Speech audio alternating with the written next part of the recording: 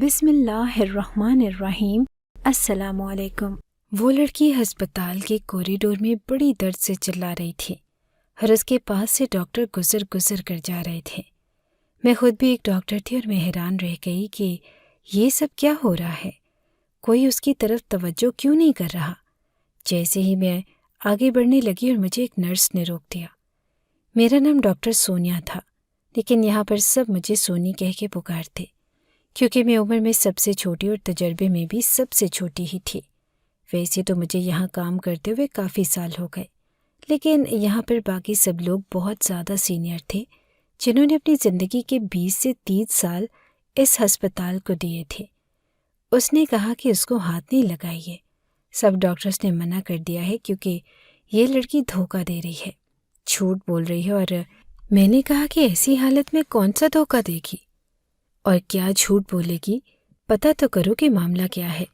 تو کہنے لگی کہ پتہ کر لیا ہے، انچارج نے کہا ہے کہ کوئی اس کی مدد نہیں کرے گا، لیکن اب یہ لوگ یہاں سے جا نہیں رہے، پولیس والوں کو فون کیا ہے اور آتے ہی ہوں گے۔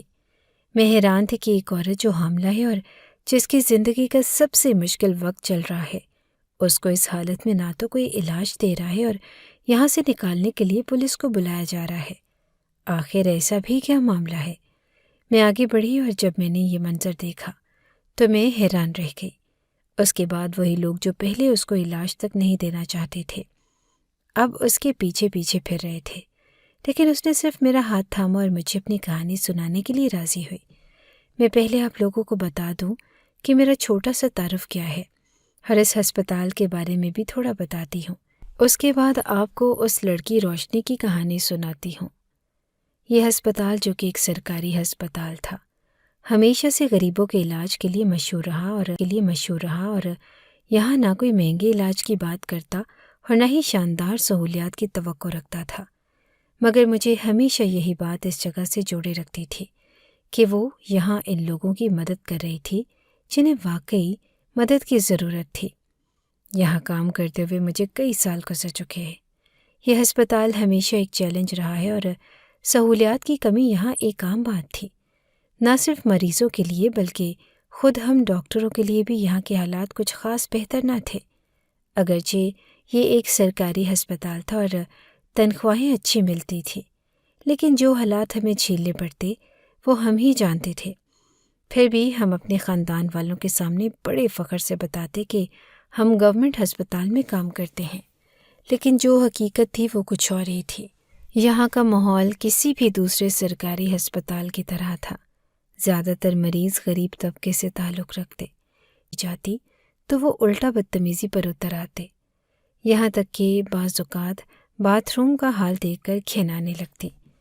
مریض اور ان کے تیماردار جہاں دل کرتا تھا کچرا ڈال دیتے۔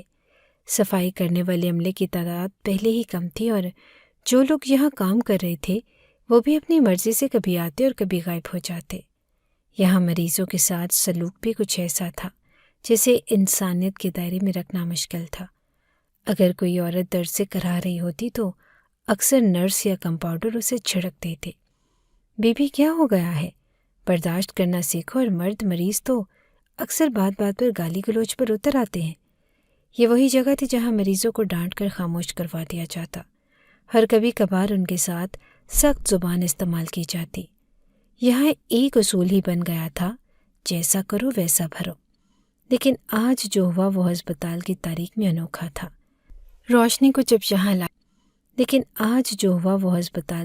میں انوکھا تھا۔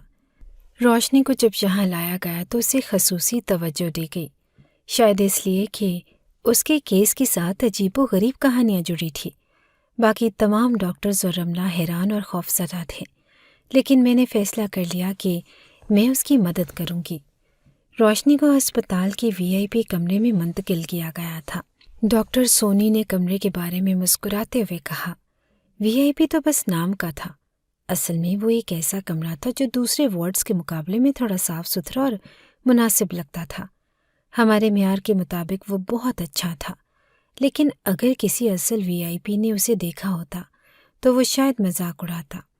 لیکن ہماری مجبوری یہی تھی کہ ہم اسی کمرے کو VIP کہتے تھے۔ روشنی نے ہسپتال کے عملے اور دوسرے ڈاکٹروں سے بات کرنے سے انکار کر دیا۔ اس نے صرف مجھے اپنی کہانی سنانے کی اجازت دی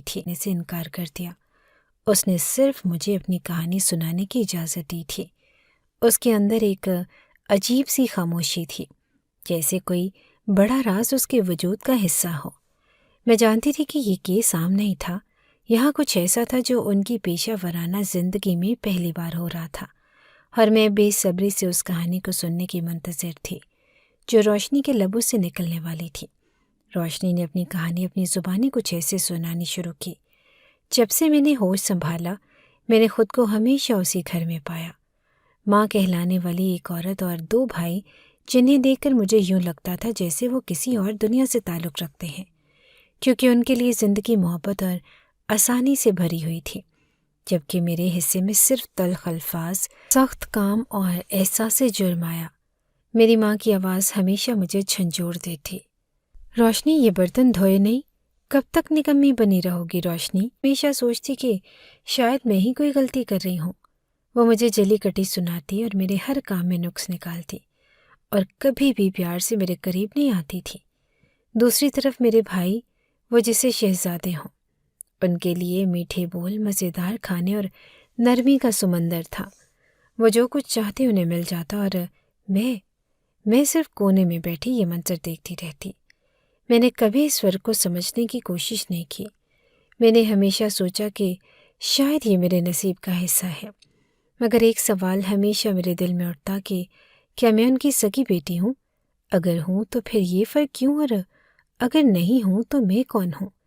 یہ سوال میرے ذہن میں گونجتا رہتا، لیکن کسی سے پوچھنے کی ہمت کبھی نہ ہوئی۔ میں چھوٹی سی تھی، اور جیسے جیسے بڑی ہو رہی تھی یہ فرق اور واضح ہوتا جا رہا تھا۔ ایک دن میں نے سنا میری ماں کسی سے کہہ رہی تھی کہ یہ روشنی پتہ نہیں، اور واضح ہوتا جا رہا تھا۔ ایک دن میں نے سنا میری ماں کسی سے کہہ رہی تھی کہ یہ روشنی پتہ نہیں کہاں سے آ گئی تھی، ہم نے تو احسان کیا جو اسے پال لیا۔ میرا دل جیسے کسی نے مٹھی میں لے کر مسل دیا ہو۔ یہ جملہ میرے وجود پر چاقو کے وار کی طرح تھا۔ تب مجھے پتہ چلا کہ جنہیں میں ماں باپ سمجھتی تھی وہ میرے اپنے نہ تھے۔ میں ایک اجنبی تھی، اور اس گھر میں مجھے یاد آیا کہ وہ ہمیشہ میرے ساتھ ایسا رویہ کیوں رکھتے تھے، وہ مجھ سے محبت کیوں نہ کرتے تھے۔ اس کے دل میں میرے لیے صرف ذمہ داری کا بوجھ تھا اور محبت نہیں۔ یہ انکشاف میرے لیے ایک طوفان لے کر آیا۔ میں اپنے کمرے میں گئی، دروازہ بند کیا اور چپ چاپ رو پڑی۔ میرا قصور کیا تھا؟ اگر میرے ماں باپ نہیں ہیں تو پھر کون ہے، اور وہ کہاں ہیں؟ یہ سوالات میرے دل کو چیرتے رہے۔ میں نے سوچا کہ اگر میں ان کی اپنی نہ تھی تو مجھے کیوں ان کے ساتھ رہنا پڑا؟ انہیں ہیں تو ان کے تلخ رویوں کا مطلب میں سمجھ گئی، لیکن یہ بھی حقیقت ہے کہ انہوں نے مجھے پالا پوسا تھا، اور شاید یہ میری کمزوری تھی کہ میں نے یہ بات کسی سے نہ کی۔ مگر وہ دن میری زندگی میں ایک ایسا موڑ لے کر آیا جس نے سب کچھ بدل دیا۔ ایک دن میرے لیے رشتہ آیا۔ یہ رشتہ عجیب تھا، بلکہ کہنا چاہیے کہ خوفناک تھا۔ جس آدمی سے میری شادی کی بات ہو رہی تھی وہ نہ صرف عمر میں مجھ سے کئی سال بڑا تھا، بلکہ اس کی بدنامی پورے محلے میں مشہور تھی۔ اس کی باتیں اور کردار ایسے تھے کہ کوئی اپنی دشمن کی بیٹی بھی اس کے حوالے نہ کرتا، لیکن میرے ماں باپ وہ میرا رشتہ اس کے ساتھ طے کر رہے تھے۔ محلے کی ایک عورت ہماری چھوٹی سی بیٹھک میں بیٹھی میری ماں سے بات کر رہی تھی۔ وہ کہہ رہی تھی، دیکھ روشنی تو خوبصورت ہے، اتنی بھی بری نہیں کہ اس کو اس آدمی کے حوالے کر دے، وہ بہت برا آدمی ہے اور کسی قابل نہیں۔ میری ماں نے ایک گہری سانس جس نے میرے دل کو چیر کر رکھ دیا۔ پیسے تو اچھے دے رہا ہے، برا ہے تو اس سے کیا فرق پڑتا ہے؟ یعنی وہ مجھے بیچ رہی تھی، اپنے ہاتھوں سے، اپنی زبان سے ایک ایسے شخص کے حوالے کر رہی تھی جو کسی کی زندگی برباد کرنے میں ذرا دیر نہ لگاتا، اور میں وہاں ایک کونے میں کھڑی ان سب باتوں کو سن رہی تھی جیسے میرا وجود ہی ختم ہو گیا ہو۔ جب وہ عورت گھر سے جانے کے لیے دروازے کی طرف بڑھی تو میرے دل میں عجیب سی ہلچل مچ گئی۔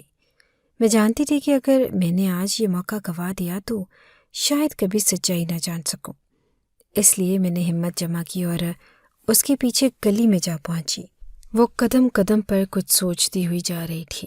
میں نے جلدی سے اسے پکارا، آنٹی 1 منٹ رکیے۔ وہ رکی اور حیرت سے میری طرف دیکھنے لگی۔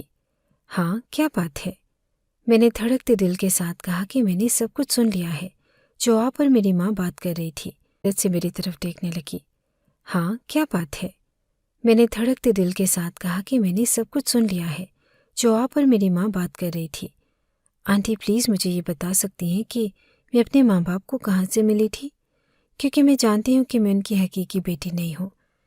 میرے سوال پر اس کے چہرے پر حیرت، ہچکچاہٹ اور کچھ ہمدردی کا ملا جلا رنگ نظر آیا۔ وہ چند لمحوں کے لیے خاموش رہی، جیسے کسی گہری سوچ میں ہو۔ پھر اس نے گہری سانس لی اور کہا کہ روشنی دیکھ، یہ بات تجھے بتانے کا میرا کوئی حق نہیں، لیکن شاید وقت آ گیا ہے کہ تو سچائی جان لے۔ میں نے بے صبری سے اس کی طرف دیکھا اور اس نے آہستہ آہستہ بولنا شروع کیا۔ تو اپنے ماں باپ کو کہیں پہ پڑی ہوئی ملی تھی۔ تیرا یہ باپ تجھے گھر لانے کے حق میں تھا، لیکن تیری ماں نے سختی سے انکار کیا تھا۔ وہ کہتی تھی کہ دوسروں کا بوجھ اٹھانے کی ضرورت نہیں، لیکن تیرے باپ نے کہا کہ یہ بڑی ہو جائے گی تو گھر کے کاموں میں مدد کرے۔ کام کرنے کے لیے میں نے آہستہ سے پوچھا۔ ہاں روشنی، ان لوگوں کے نزدیک تو بس ایک سہولت تھی، اور اب وہی سہولت ایک بوجھ بن گئی ہے، اسی لیے وہ تجھے اس آدمی کے حوالے کرنے جا رہے ہیں۔ کون آدمی؟ میں نے بمشکل پوچھا، حالانکہ جواب پہلے ہی معلوم تھا۔ ایک بہت برا آدمی جو کسی کے لیے بھی اچھا نہیں ہے۔ میں نے تجھے انسانیت کے ناطے سمجھایا تھا، لیکن تو اس کی سوتیلی بیٹی ہے۔ میرا تجھ سے کوئی رشتہ نہیں، مگر میں ایک بات کہوں گی، اس گھر سے بھاگ جا۔ اگر تو یہیں رہی تو تیرے ساتھ بہت برا ہوگا۔ اس کی باتوں نے میرے وجود کو جھنجھوڑ کر رکھ دیا۔ میرے دل میں ہلچل مچ گئی، لیکن میں نے اپنے چہرے پر کوئی تاثر نہیں آنے دیا۔ میں نے اس سے دیکھتے ہوئے کہا کہ آنٹی آپ پلیز کسی کو نہ بتائیے گا کہ آپ نے مجھے یہ سب کچھ بتایا ہے۔ باقی میں خود دیکھ لوں گی کہ میرے ساتھ کیا ہونا ہے اور مجھے کیا کرنا ہے۔ وہ میری بات پر خاموش رہی۔ شاید اسے یقین نہیں تھا کہ میں یہاں کیا کرنے والی ہوں، لیکن اس کی نظریں کچھ لمحوں کے لیے میری آنکھوں میں ٹھہری اور پھر وہ پلٹ کر اپنے راستے پر چل دی۔ میں گلی کے بیچوں بیچ کھڑی رہ گئی، جیسے زمین نے میرے قدم جکڑ لیے ہوں۔ میری زندگی کا وہ لمحہ نہ ختم ہونے والا لگ رہا تھا، اور میرے اندر ایک عجیب سی جنگ چھڑ گئی تھی۔ مجھے آگاہ کر دیا گیا تھا کہ میرے ساتھ کچھ برا ہونے والا ہے اور مجھے یہاں سے نکل جانا چاہیے، لیکن وہی بات کہ کہاں جاتی۔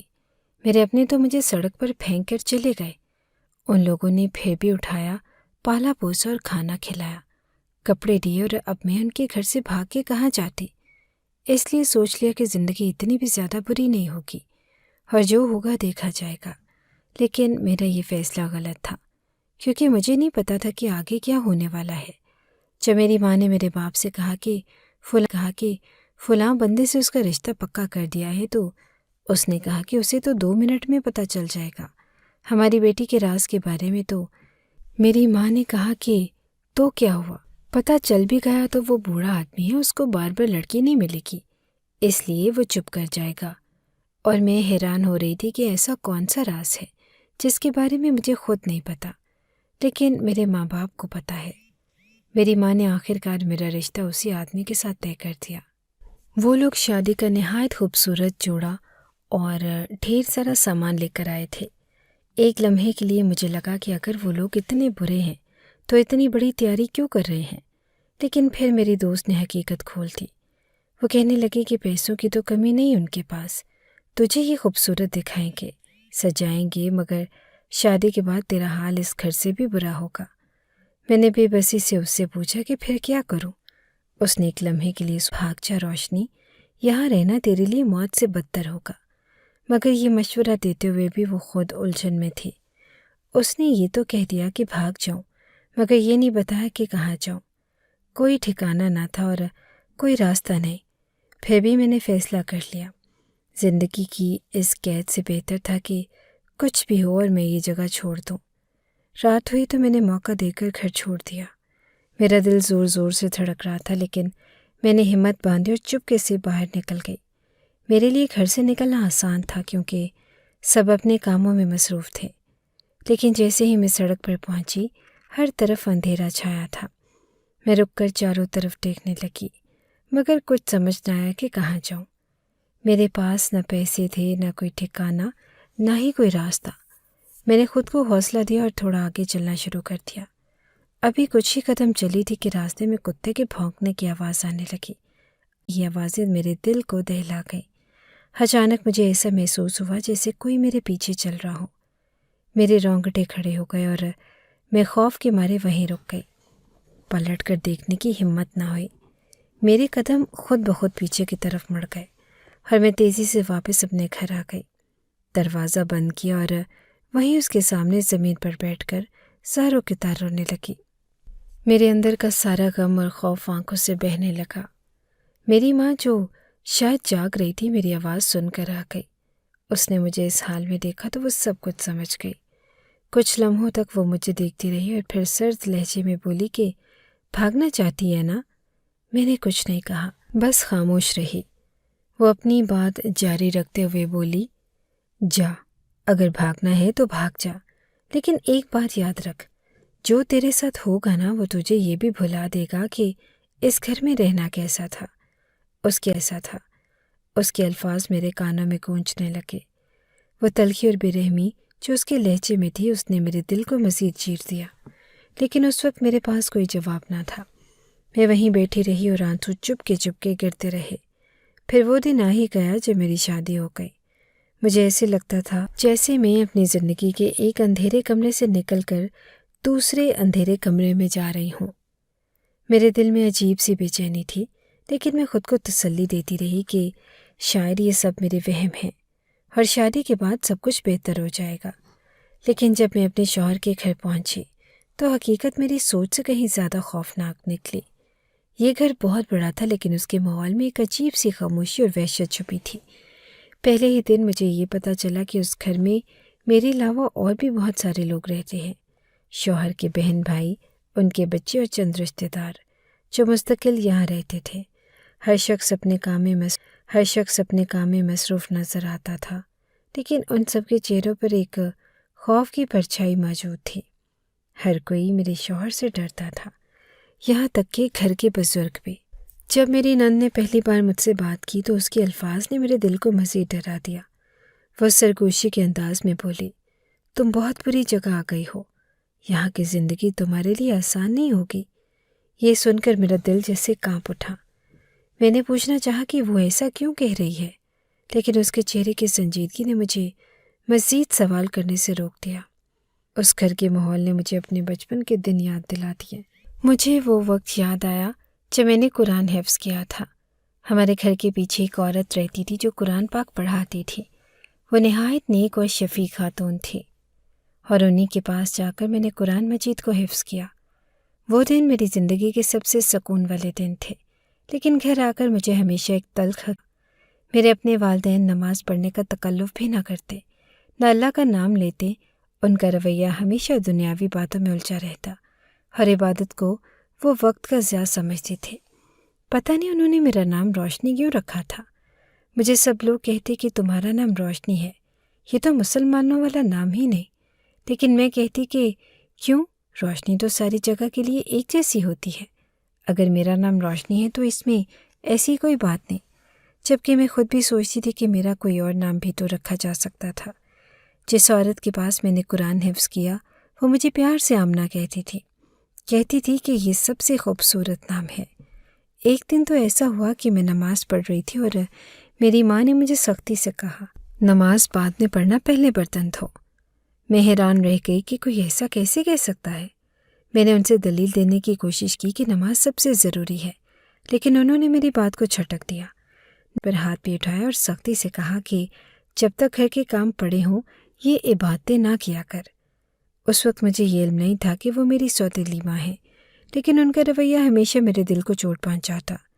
مجھے وہ دن آج بھی یاد ہے جب میں ان کی بے دردی بھرے الفاظ سن کر کمرے میں جا کر روتی تھی۔ شاید میرے دل میں اس وقت یہ خیال بھی نہیں آتا تھا کہ میرا ان کے ساتھ خون کا کوئی رشتہ نہیں ہے، لیکن ان کی یہ حرکتیں مجھے ہمیشہ چبھتی۔ اب جس گھر میں میں بیاہ کر آئی تھی وہاں کا ماحول بھی کچھ مختلف نہ تھا۔ یہاں بھی مذہب کی طرف کوئی جھکاؤ نہ تھا۔ کھلے ماحول کے یہ لوگ دنیاوی رواجوں اور عیش و عشرت میں مگن تھے۔ مجھے پہلے ہی دن ایک رسم کا سامنا کرنا پڑا جو میرے دل کو سخت ناپسند تھی۔ گھوڑا پکڑائی۔ میرے شوہر کے چھوٹے بھائی یعنی میرے دیور نے یہ رسم ادا کی۔ میں نے بہت کوشش کی کہ اس رسم کو ٹال سکوں، لیکن یہاں کسی کو میری ناپسندیدگی۔ رسم کے دوران میرے دیور نے مجھے ایسے دیکھا جیسے میں کوئی چیز ہوں، کوئی انسان نہیں، اور یہ لوگ اتنا ناچ گانا کر رہے تھے، ناچ رہے تھے اور خوش ہو رہے تھے کہ میں حیران ہو رہی تھی، جبکہ مجھے پہلے ہی پتہ چل گیا کہ یہ اس آدمی کے ساتھ میری شادی کروائی ہے، اس کی پہلی شادی نہیں تھی۔ مجھے رشتہ دار کہنے لگے کہ تم بھی ناچو، تم بھی ڈانس کرو، کیونکہ اب تمہاری زندگی شروع ہو گئی ہے۔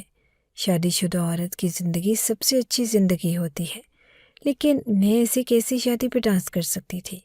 اپنی ہی شادی پہ دلہن ڈانس کرے، یہ تو ایک نہایت ہی عجیب بات ہے۔ میں حافظ قرآن لڑکی تھی اور سوبر سے اپنے کام سے کام رکھنے والی۔ میرے اندر کوئی اتنی خوشی نہیں بھری تھی جو مجھے اپنی ہی شادی پر ناچنے پہ مجبور کر دے۔ نہ تو میری پسند کی شادی ہو رہی تھی اور نہ میں اتنی شوخ مزاج اور چنچل سی لڑکی تھی۔ لیکن پھر شادی کی رات ہی مجھے یہ بات پتہ چل گئی کہ کیوں سب کہہ رہے تھے کہ میرے ساتھ اچھا نہیں ہوا۔ یہ آدمی تو نہایت ہی خود پرست تھا۔ اس کی عمر تو میرے باپ سے بھی زیادہ تھی۔ اس نے بس مجھے یہی کہا کہ تم میری نوکرانی ہو، اور میں کہوں کہ آسمان نیلا نہیں گلابی رنگ کا ہے تو تم نے کہنا ہے کہ ہاں گلابی رنگ کا ہے۔ تم نے میری ہر بات مانی ہے، جب تک میری بات مانتی رہو گی تب تک فائدے میں رہو گی، ورنہ اس کے بعد اپنے نقصان کی ذمہ دار خود ہوگی۔ یعنی میری زندگی بالکل غلاموں کی طرح گزرنے والی تھی۔ میری شادی کو ابھی چند ہی دن گزرے کہ میرے شوہر کا اصل چہرہ مجھ پر واضح ہو گیا۔ وہ ایک حد سے زیادہ خود پرست انسان تھا۔ اسے کسی ساتھی یا شریک حیات کی ضرورت نہیں تھی، بلکہ ایک ایسی لڑکی چاہیے تھی جو اس کے حکم پر چلے، اس کے نخرے اٹھائے اور اس کے ہر کام میں مددگار ہو۔ شاید یہی وجہ تھی کہ اس نے مجھ سے شادی کی، کیونکہ اس کے اپنے گھر والے اس سے پہلے ہی تنگ آ چکے تھے۔ گھر میں جو بھی کام ہوتا، چاہے وہ اپنی بیوی سے کہہ دو ہم تمہارے نخرے اٹھا اٹھا کر تھک گئے ہیں، یہ بات شاید ان کے گھر والوں کے لیے عام تھی، لیکن میرے لیے یہ نئے امتحان کی شروعات تھی۔ میرے شوہر کا رویہ انتہائی غیر متوازن تھا۔ کبھی وہ اچانک کسی کھانے کی فرمائش کرتا اور اگر پوری نہ ہوتی تو غصے میں آ جاتا۔ کبھی کسی چھوٹی سی بات پر اتنا خوش ہو جاتا جیسے دنیا کی سب سے بڑی خوشی مل رہی ہو، اور اگلے ہی لمحے کسی بات پر ایسا برہم ہو جاتا کہ بات ہاتھا پائی تک پہنچ جاتی۔ اس کا مزاج اتنا غیر متوقع تھا کہ مجھے ہر وقت خوف رہتا کہ وہ کس بات پر کیسا رد عمل کرے گا۔ ایک دن اس نے مجھے آواز دے کر کہا کہ آج رات کے کھانے میں کچھ خاص بنانا، کچھ جو میں نے بہت دنوں سے نہیں کھایا۔ میں نے ڈرتے ڈرتے پوچھا کہ کیا بناؤں، تو وہ غصے سے بولا کہ میں نے تم سے کہا کہ خاص بنانا ہے، خود سمجھو۔ اس کی یہ بات سن کر میری حالت ایسی ہو گئی کہ نہ کچھ پوچھ سکتی تھی اور نہ ہی کوئی فیصلہ کہ میں نے تم سے کہا کہ خاص بنانا ہے، خود سمجھو۔ اس کی یہ بات سن کر میری حالت ایسی ہو گئی کہ نہ کچھ پوچھ سکتی تھی اور نہ ہی کوئی فیصلہ کر سکتی تھی۔ آخر کار میں نے کچھ کھانے کا انتظام کیا، لیکن وہ کھانے کی میز پر آیا اور کہا کہ یہ کیا ہے، یہ خاص ہے، اور پھر پلیٹ اٹھا کر ایک طرف پھینک دی۔ اس کے ایسے رویے نے میری زندگی کو ایک عذاب بنا دیا۔ میں ہر وقت الجھن اور دباؤ میں رہتی۔ اگر اس کی خدمت میں کوئی کمی رہ جاتی تو وہ مجھے ایسے تانے دیتا جیسے میں اس کے لیے کوئی ذمہ داری پوری نہیں کر رہی۔ مجھے دن بدن محسوس ہونے لگا کہ میں نفسیاتی طور پر بیمار ہو رہی ہوں۔ ایک وقت ایسا بھی آیا کہ میں نے خود سے کہا اگر میں نے اس زندگی کے 2 مہینے بھی گزار لیے تو یہ میری بہت بڑی کامیابی ہوگی، لیکن کیا ساری زندگی ایسے ہی گزرے گی؟ میرے پاس کوئی راستہ نہ تھا۔ بھاگنے کا خیال تو کئی بار آیا، لیکن اب یہ ممکن نہ تھا۔ میری شادی کے بعد سے میرے والدین اور شوہر کے گھر والوں کا رویہ میرے ساتھ ویسا ہی تھا جیسے کسی بوجھ کے ساتھ ہوتا ہے۔ پھر ایک دن جب میں اپنی زندگی سے باہر مایوس ہو چکی تھی، مجھے یہ خبر ملی کہ میں ماں بننے والی ہوں، اور یہ خبر سن کر میرے اندر کچھ بدلا۔ وہ مایوسی، وہ اندھیرا جیسے کسی پل کے لیے چھٹنے لگا۔ میں نے پہلی بار ایک امید محسوس کی۔ مجھے لگا کہ شاید یہ میرا وہ رشتہ ہوگا جس پر کوئی شرط، کوئی جبر نہ ہوگا، ایک ایسی ہستی جو واقعی میری ہوگی، جو میری محبت اور قربانیوں کو سمجھے گی۔ میں نے دل میں سوچا کہ اب میری زندگی میں خوشی کا ایک موڑ آئے گا۔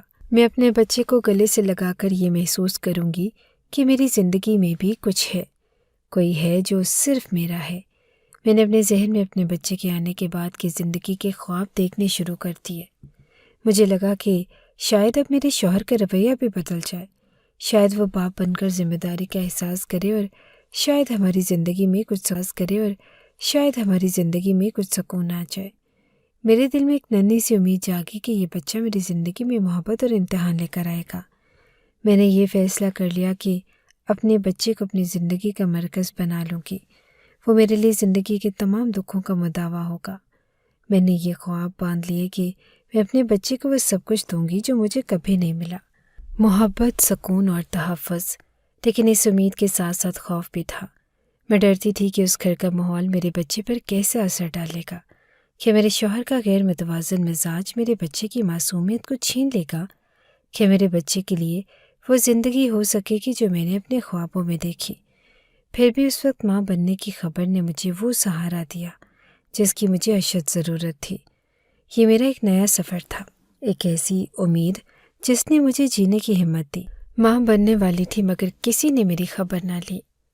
وہ وقت زندگی کا جب میں ماں بننے والی تھی، میرے جسم میں تبدیلیاں آ رہی تھی اور میں خود کو تھکا ہوا ناتواں محسوس کر رہی تھی، لیکن میری کوئی پرواہ نہیں کرتا۔ نہ میرے سسرال والوں نے میرے بارے میں کچھ سوچا اور نہ ہی میرے اپنے ماں باپ نے۔ میرے میکے کی طرف سے تو بس ایک ہی تعلق تھا، کام۔ میری ماں مجھے فون کرتی، آج مشین لگانی ہے، گھر آ جاؤ، کپڑے دھونا ہے، اور وہی پرانی کہانیاں، وہی کام جو وہ ہمیشہ مجھ سے کرواتی تھی۔ مجھے یاد آتا کہ وہ مجھ سے پورے دن کا کام کروا کر آرام سے بیٹھ جاتی، اور جب میں تھک کر کہتی کہ مجھے آرام کی ضرورت ہے، وہ فوراً کہتی کہ نہیں، آرام بعد میں کرنا، پہلے یہ کام کر لو۔ جب بھی میں ان سے کسی بات کی توقع کرتی، وہ بس یہی کہتی کہ تمہارا کیا کام ہے، تمہاری جگہ یہی ہے، کام کرو، بس یہی تمہاری ذمہ داری ہے۔ میرے سسرال والوں کا بھی یہی رویہ تھا۔ وہ مجھے اتنا تھکا دیتی کہ شام ہوتے ہوتے میری حالت ایسی ہو جاتی جیسے میں پورا دن، لیکن جب میں تھک کر سونے چلی جاتی تو میرے شوہر اور سسرال والے کہتے کہ تم نے کام تو ادھر کے کیے ہیں، ہمیں کیا فرق پڑتا ہے، اب یہاں آ کر گھر کے کام کرو۔ میرے شوہر کا تو حال اور بھی برا تھا، ان کے کام کبھی ختم ہی نہیں ہوتے تھے، اور وہ خود کو اتنا مصروف ظاہر کرتے کہ میں جو ان کی خدمت کرتی اسے معمولی بات سمجھتے۔ ان کے لیے یہ سب کچھ ایک فرض تھا، اور وہ یہی سمجھتے تھے کہ میں بس ان کے لیے ہی ہوں، اور میری کوئی اہمیت نہیں۔ جب حمل کی حالت میں میری صحت خراب ہو رہی تھی، مجھے لگتا تھا کہ شاید میں یہ 9 مہینے بھی پورے نہیں کر پاؤں گی۔ ہر دن ایک نیا امتحان تھا، اور جسمانی اور ذہنی تھکن نے میری حالت کو اور بھی بدتر بنا دیا۔ میرا دل ڈرتا رہتا کہ کہیں ایسا نہ ہو کہ یہ 9 مہینے پورے نہ ہوں اور کوئی حادثہ ہو جائے۔ یہ خوف میرے دل میں بیٹھا تھا، اور میں سوچتی تھی کہ میری زندگی کا یہ دور کبھی بھی ختم نہ ہوگا۔ میں جب بھی اپنے آپ کو تکلیف میں پاتی، مجھے کسی کا خیال نہ آتا، نہ میرے شوہر نے کبھی میرے ساتھ ہمدردی دکھائی، نہ میرے سسرال والوں نے۔ وہ بس مجھے کام کروانے کی مشین کی طرح استعمال کرتے گئے۔ مجھے لگتا کہ میں تو بس جیتی جاگتی لاش ہوں، جسے ہر طرف سے دھکیل کر، گھسیٹ کر زندگی کے سفر پر چلایا جا رہا ہے۔ ایک دن جب میں اپنے اندر کی تکلیف اور اس تمام بوجھ کو محسوس کرتی تو وہ وقت یاد آتا جب میں پیدا ہوئی تھی۔ میں سوچتی تھی کہ میرے اپنے ماں باپ نے مجھے پیدا کر کے سڑک پر پھینک دیا۔ یہ سوچ کر مجھے گہرائی سے ٹوٹنے لگی، اور مجھے لگا کہ ساری دنیا نے میرے ساتھ یہی کرنا تھا۔ میری ماں، میرے والدین نے مجھے پیار کرنے کے بعد کبھی بھی میری پرورش میں دل سے کوئی دلچسپی نہ دکھائی۔ جب وہ مجھے سڑکوں پر چھوڑ چکے تھے، تب ان سے اس دنیا کی تکلیفوں کا گزرنا میری تقدیر بن چکا تھا۔ یاد آتا تھا کہ مجھے بھی یار و مددگار چھوڑ دیا گیا تھا، اور میرے لیے کہیں بھی کوئی نرم گوشہ نہ تھا۔ وہاں بھی یہی سلوک تھا، اور جب اپنے ماں باپ کے گھر واپس جانے کا ارادہ کیا تو وہ بھی مجھے ایک کام کی مشین سے زیادہ کچھ نہ سمجھتے تھے۔ یہ سب باتیں مجھے اس وقت شدت سے یاد آتی جب میری حالت بہت خراب ہو رہی تھی، اور میری طبیعت نے مجھے تھکایا تھا، لیکن پھر بھی کسی نے میری مدد نہ کی۔ یہ احساس مجھے اتنا تکلیف دے رہا تھا کہ میں چاہ کر بھی اپنی زندگی کی تکلیف سے زندگی کو باہر نہیں نکال سکتی تھی۔ لیکن جو سب نے میرے ساتھ کیا تھا وہ میں کبھی نہیں بھول سکتی۔ میری یادیں مجھے تکلیف دے کر بھی ایک طاقت دے رہی تھی۔ میرے دل میں ان تمام لوگوں کا چہرہ تھا جنہوں نے میرا ساتھ چھوڑا تھا، जिन्होंने मेरी परवरिश में कोई किरदार अदा न किया, जिन्होंने मुझे दुख और तकलीफ़ में मुब्तला किया। ये सब यादें मुझ पर सवार थी और मैंने ये तय कर लिया कि जो मैंने झेला है वो सारी ज़िंदगी मुझे याद रहेगा, ताकि मैं कभी भी उनकी हकीकत को ना भूलूं, जो मुझे सच्चाई की रोशनी दिखा सके, जो मेरा आखिरी वक्त करीब आया तो एक और दर्द मुझे अंदर से खोखला कर रहा था। हर वो था मेरे शौहर का गैर मौजूद होना। वो उस वक्त घर पर नहीं था और मुझे ये तक याद ना था कि वो कब आया था और कब गया। बस एक चीज़ थी जो मैं अच्छी तरह से जानती थी, और वो ये कि मेरे ससुराल वालों के दिल में ना तो मेरे लिए कोई हमदर्दी थी और ना ही कोई फ़िक्रमंदी। जैसे ही मेरी हालत ख़राब हुई, उन्होंने मुझे बस रिक्शे में बिठा दिया और हस्पताल रवाना कर दिया। जो लोग मेरे साथ हस्पताल गए वो मेरे अपने ना थे, बल्कि वो मेरी दोस्त और उसके घर वाले थे जो मेरी मदद के लिए आए थे। वो लोग थे जिन्होंने मेरे दुखों और तकलीफ़ में साथ दिया, जिन्होंने मुझे अपनी हिमायत और मोहब्बत दी। उन लोगों की मदद से ही मैं अस्पताल पहुंची, लेकिन जब हम सरकारी अस्पताल दाखिल हुए तो मुझे एक और धचका लगा। डॉक्टर ने जैसे ही मेरी हालत को चेक किया, उनकी नज़र मेरे जिस्म पर पड़ी, जहाँ एक हिस्से पर एक नाम का निशान लिखा था। वो निशान एक ऐसी हकीकत की तरफ इशारा कर रहा था जो शायद मेरा हाल बयान कर सकता था और जिसका मेरे जिस्म में कोई ताल्लुक़ था। लेकिन जब डॉक्टर ने वो निशान देखा तो उन्होंने फ़ौरन मेरा केस लेने से इनकार कर दिया। उनका कहना था कि मेरे केस में कुछ ख़ास पेचीदगियाँ हैं जिन्हें वो नहीं ले सकते थे। मेरा दिल शिकस्ता हो गया और मेरी आंखों के सामने सब कुछ धुंधला गया। मैंने हमेशा सोचा कि शायद मेरी ज़िंदगी की तकलीफ़ का कोई इख्तिताम होगा, लेकिन ऐसा लग रहा था कि हर कदम पर मेरी तकदीर मुझे नाकामी का शिकार कर रही थी। अब वो लम्हा आया जिसे मैं पूरे दिल से कभी नहीं चाहती थी। मेरे साथ जो कुछ भी हुआ वो आपके सामने है। अब मैं बहुत ज़्यादा परेशान हूँ और मेरे दिल में एक ही सवाल घूम रहा था कि जब मैं इस बच्चे को घर लेकर जाऊँगी तो क्या होगा। ये बच्चा क्या मेरे ससुराल वालों या मेरे शौहर के लिए काबिल, क्या वो मुझे इस बच्चे के साथ कबूल करेंगे। मुझे ऐसा लगता था कि मेरी ज़िंदगी में सिर्फ नफ़रत ही भरी हुई है और मोहब्बत का कोई वजूद नहीं। ऐसा लग रहा था जैसे मेरी तकदीर में सिर्फ धक्के और तकलीफ़ ही लिखी है और कुछ नहीं। मेरे अंदर की खला मुझे मज़ीद खींच रही थी और मैं सोच रही थी कि क्या मैंने इस बच्चे को इतनी नफ़रत की दुनिया में लाकर उस पर मज़ीद जुल्म किया। मुझे लग रहा था कि मेरी ज़िंदगी में कभी मोहब्बत का कोई हिस्सा नहीं आया। सब कुछ बस एक बदला था, एक मुसलसल धचका था जिससे मैं झेल रही थी। लेकिन उसके बाद जब मैंने ये सब सोचा तब मुझे तुम्हारी आवाज़ सुनाई दी और तुम्हारी बातों ने मेरे दिल में उम्मीद की एक किरण जगाई। तुमने मुझसे कहा था कि ऐसा कुछ नहीं होगा, क्योंकि जिन लोगों ने तुम्हें धुतकारा था वही अब तुम्हारी मदद करेंगे। तुम्हारी ये बात जैसे मेरी हिम्मत का सहारा बन गई। लेकिन आप ही बताएं कि ऐसा क्या होगा, कैसे होगा। और मैंने रोशनी को तसल्ली दी, क्योंकि बात ऐसी थी कि उस अस्पताल का मालिक मुसलमानों के साफ खिलाफ था और वो कहता था कि मुसलमानों का कोई केस भी नहीं लेना। लेकिन क्योंकि रोशनी के साथ कोई था नहीं, इसलिए उन लोगों को जल्दी में जो अस्पताल समझ आया वो उससे वहाँ ले आए। पर उन लोगों ने इनकार कर दिया और उसकी हालत इतनी बुरी हो गई कि अब दूसरे अस्पताल ले जाने का वक्त ख़त्म हो चुका था। इसलिए कॉरिडोर में ही बैठकर ये सब कुछ होने लगा। लेकिन उसका बच्चा इस दुनिया में आ गया और अब ये सारे अस्पताल वाले इस बच्चे को एक नज़र देखने के लिए भी मरे जा रहे थे और हैरान रह गए, क्योंकि फिर रोशनी के यहाँ जो बच्चा पैदा हुआ उसकी शक्ल गैर मुस्लिमों को एक मशहूर बुत से मिलती थी और उन लोगों का कहना था कि ये भगवान का जन्म हुआ है। ये बच्चा भगवान का रूप लेकर पैदा हुआ है और ऐसे बच्चे को देखने के लिए लोग ना सिर्फ पैसे देते, बल्कि उसे देखने के लिए यानी उसके दर्शन करने के लिए कुछ भी कर सकते थे। रोशनी को पता ना था कि जिन लोगों ने उसके साथ बुरा किया, ऊपर वाले ने उन्हीं लोगों को उसका गर्विदा बना दिया।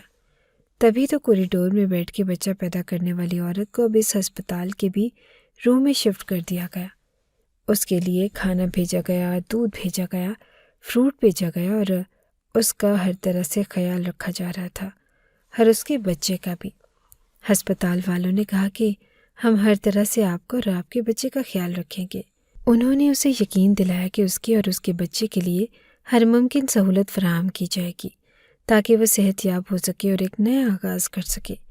لیکن روشنی کی سب سے بڑی پریشانی یہ تھی کہ اس کا شوہر اب بھی اسے اور اس بچے کو قبول کرنے سے انکار کر رہا تھا۔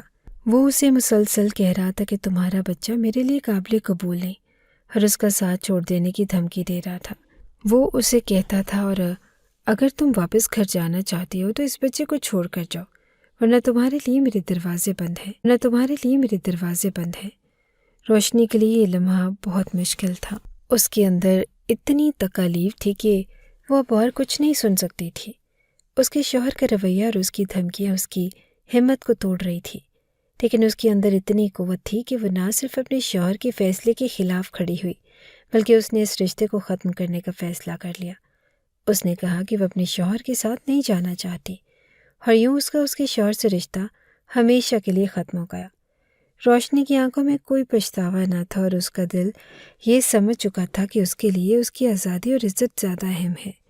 اس کا دل چاہتا تھا کہ اب وہ اپنے بچے کے لیے ایک بہتر زندگی کی طرف قدم بڑھائے، اور وہ کسی کی دھمکی یا غیر محبت بھری باتوں میں نہ آئے۔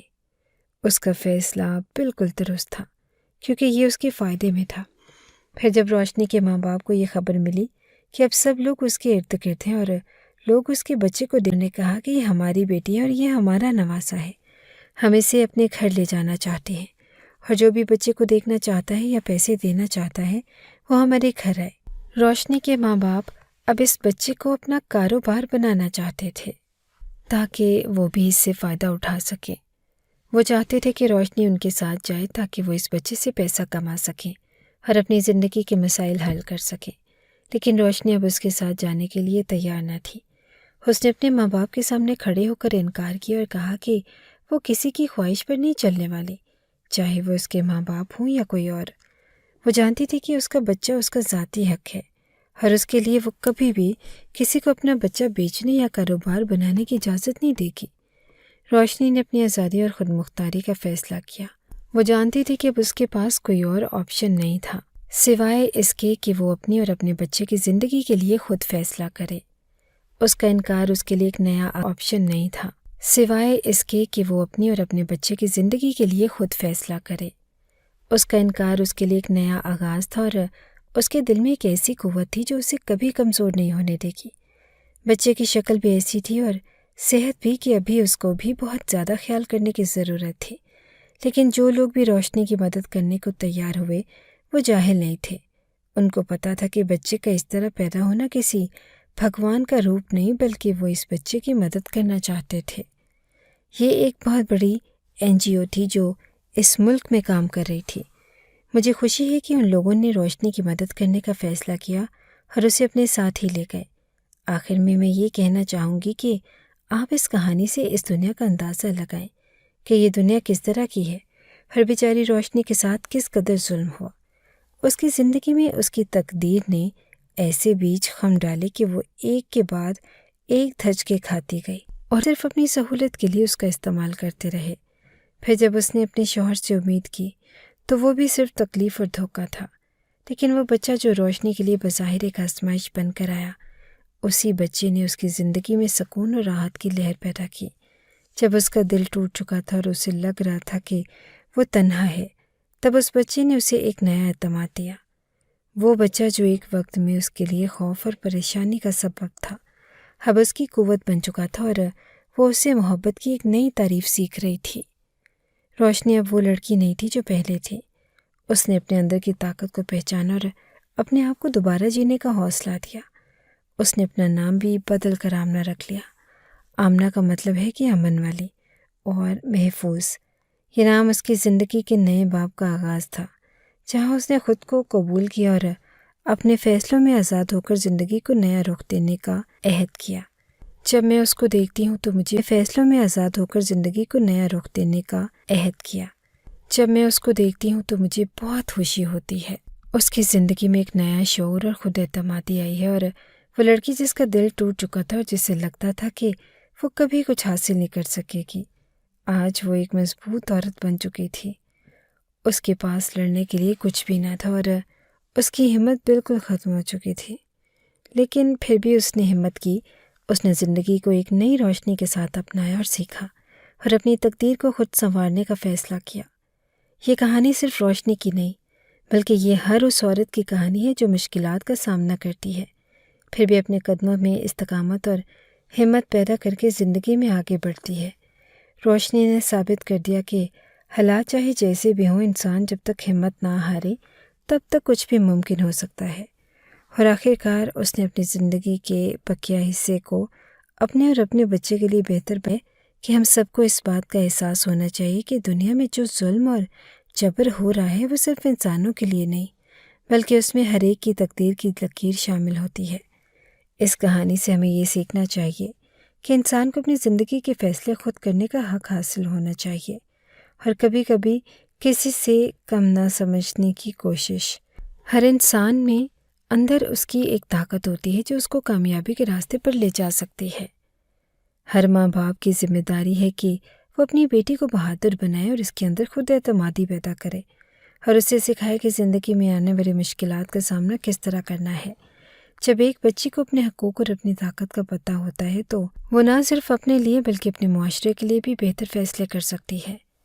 یہ بات بہت ضروری ہے کہ بیٹیوں کو بچپن سے ہی یہی سکھایا جائے کہ وہ کسی بھی حالات میں کمزور نہ ہوں بلکہ اپنی آواز بلند کریں، اپنی حقیقت کو تسلیم کریں، اور اپنی کسی بھی حالات میں کمزور نہ ہوں بلکہ اپنی آواز بلند کریں، اپنی حقیقت کو تسلیم کریں اور اپنی تقدیر خود لکھیں۔ ان کو یہ سمجھانا کہ وہ کسی سے کم نہیں ہیں اور ان کی زندگی میں آگے بڑھنے کے لیے تمام صلاحیتیں موجود ہیں، اس معاشرے کی سب سے بڑی ضرورت ہے۔ ہمیں اپنے بچوں کو نہ صرف تعلیم دینا چاہیے بلکہ انہیں یہ بھی سکھانا چاہیے کہ زندگی میں آگے بڑھنے کے لیے محنت، استقلال اور حوصلہ بہت ضروری ہیں۔ ایک بیٹی جب اپنے آپ کو مضبوط سمجھتی ہے تو وہ ہر مشکل کا مقابلہ کر سکتی ہے۔ اگر آپ کو ہماری یہ کہانی اچھی لگی ہے تو ہماری کہانی کو لائک کیجیے، اور اس طرح کی مزید کہانیاں سننے کے لیے ہمارے چینل کو سبسکرائب کیجیے۔ کہانی سننے کا شکریہ۔ آپ سے ملاقات ہوگی اگلی ویڈیو میں، تب تک کے لیے اللہ حافظ۔